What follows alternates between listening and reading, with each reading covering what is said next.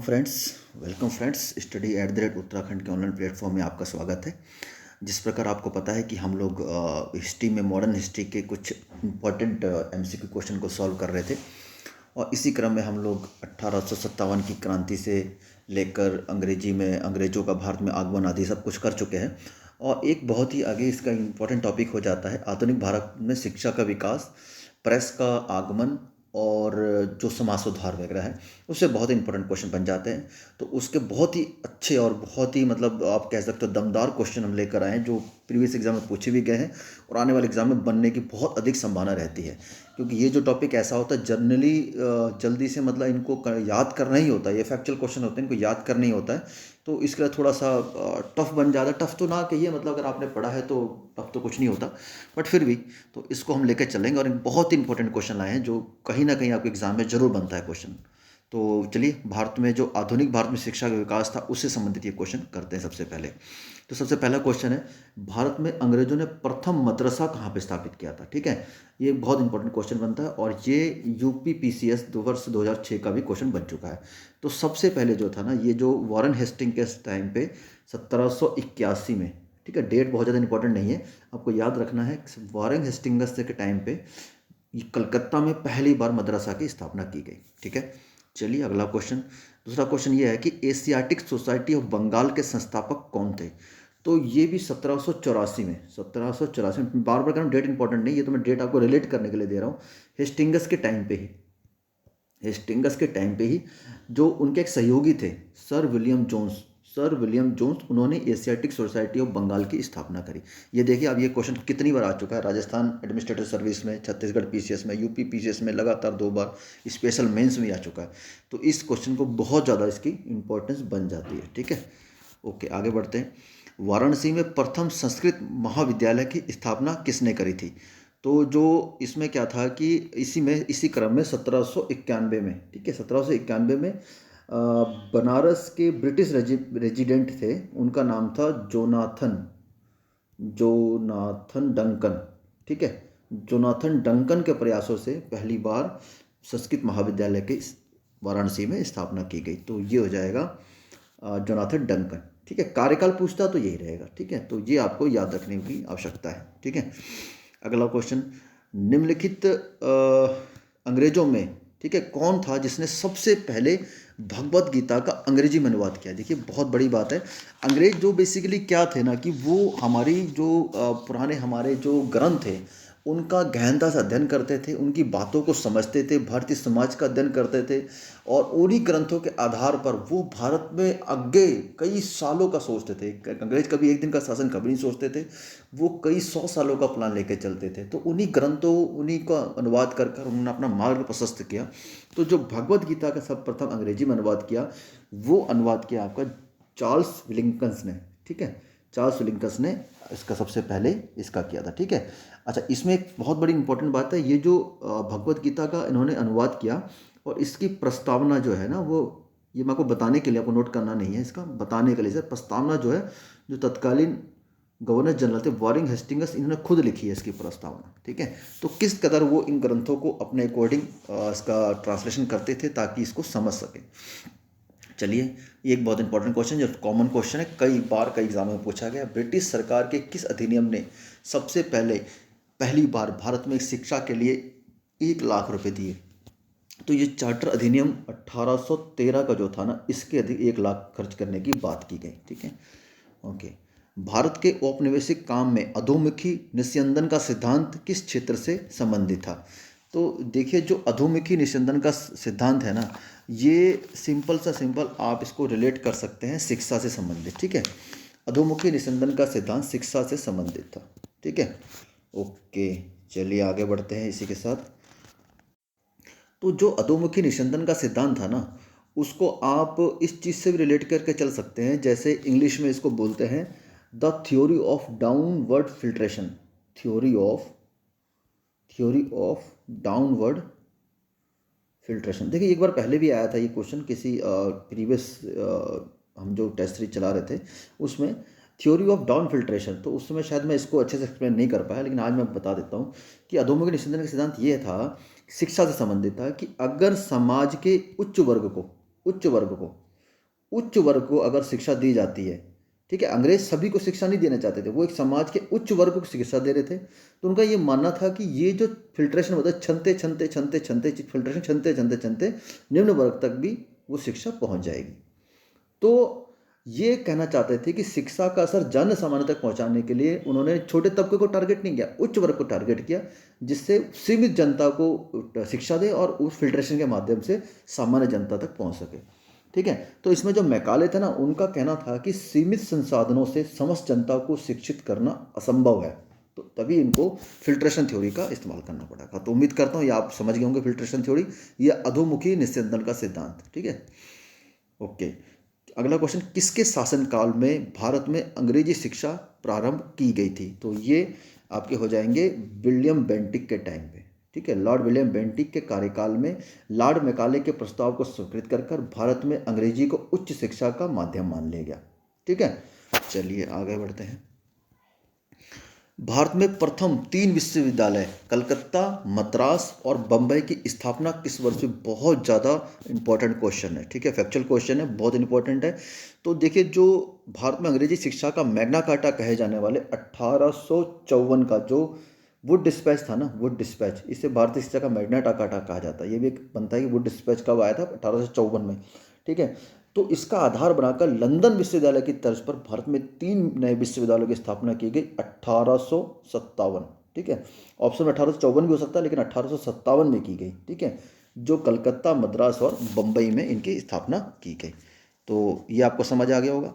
तो ठीक है, इसके आगे बढ़ते हैं। ये अगला क्वेश्चन है, भारत में औपनिवेशिक शासन के दौरान शैक्षणिक संस्थाओं के संदर्भ में निम्न युग्मों का विचार करिए। मतलब किसने इसकी स्थापना करी थी, ये कहने का मतलब है। तो इसमें क्वेश्चन ये है कि पहला है कि बनारस संस्कृत विश्वविद्यालय, तो ये आपका नहीं, ये बनारस संस्कृत विश्वविद्यालय विलियम जोन्स ने स्थापना नहीं करी थी। मैं भी जस्ट आपको बता के चला हूँ, जोनाथन डंकन ने करी थी। ठीक है, जोनाथन डंकन, अब थोड़ी देर पहले आया था, बनारस का संस्कृत कॉलेज की बात चल रही है, तो जोनाथन डंकन ने करी थी। तो ये पहला ऑप्शन गलत हो जाएगा। ठीक है, कलकत्ता मद्रासा वॉरेन हेस्टिंग्स के टाइम पे हुई थी, बिल्कुल भी सही है। ठीक है, ओके, आगे बढ़ते हैं।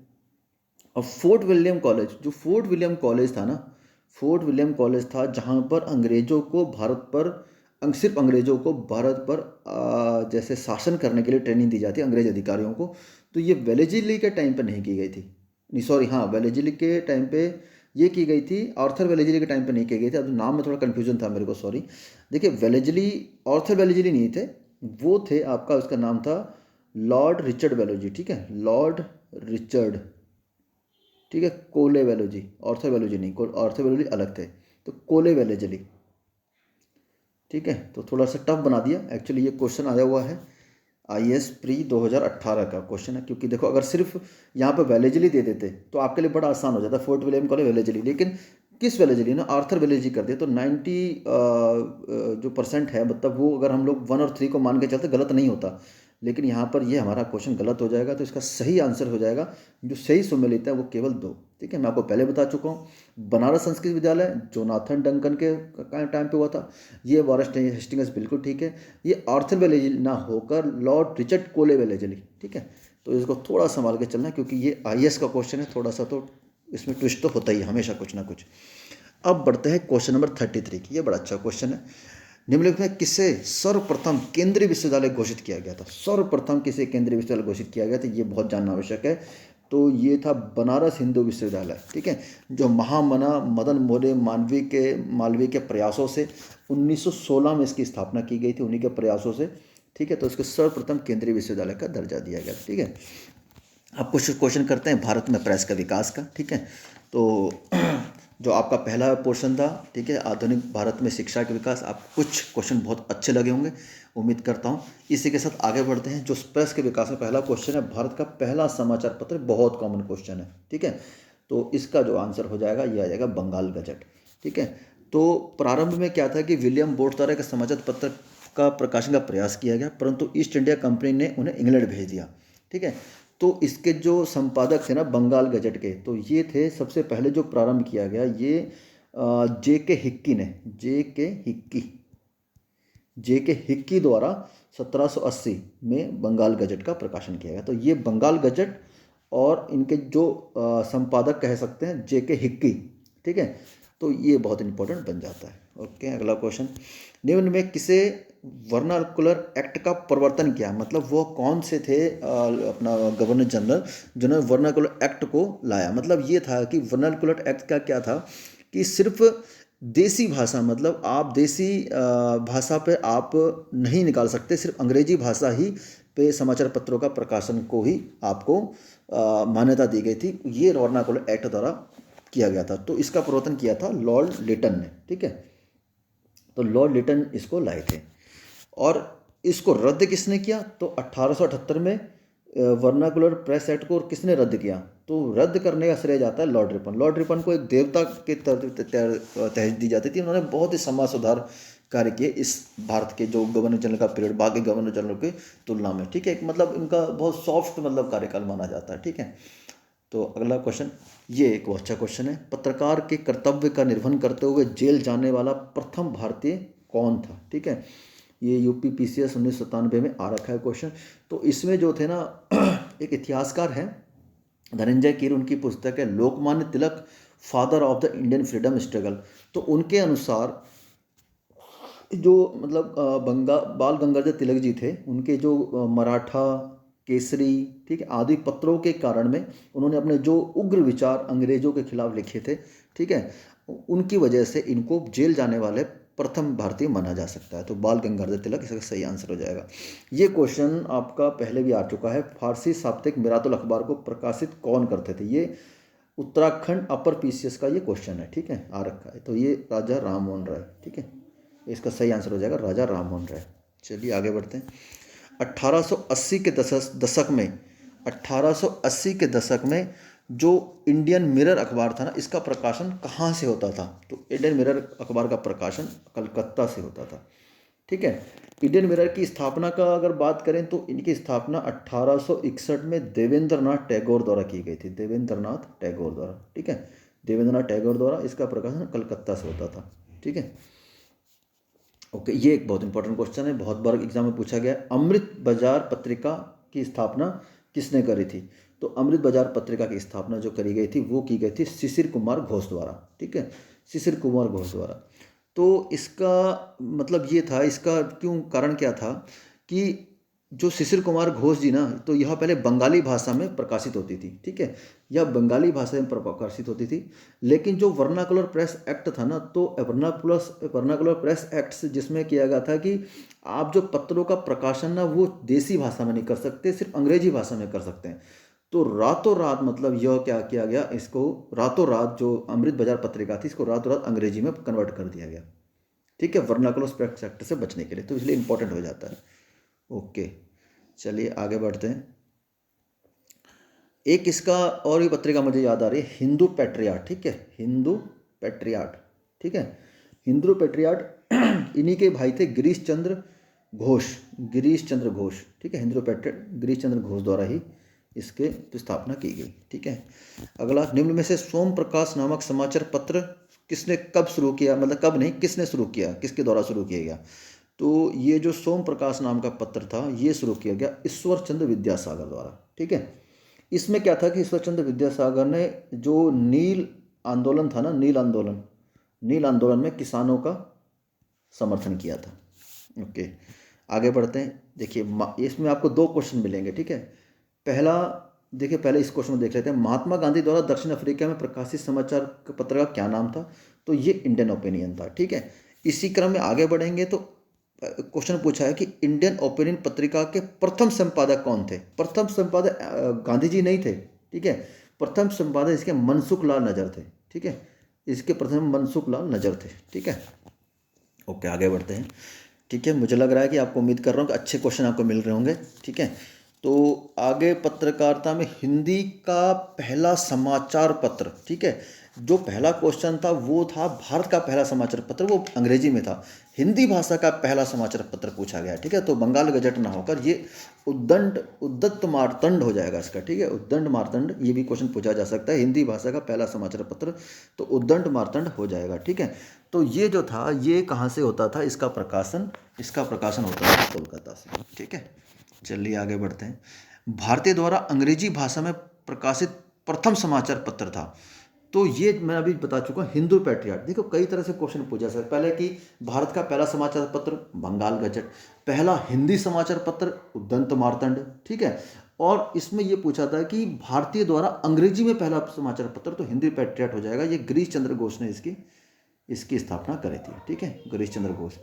अच्छा, मैं इसी को साथ लेके चल रहा हूँ कि जो आपका ये था ना, ये उद्दंत मार्तंड, इसका मैं संपादक बताना भूल गया। तो उसके संपादक, प्रथम संपादक या प्रकाशक ये थे जुगल जुगल किशोर शुक्ल, जुगल किशोर शुक्ल, ठीक है।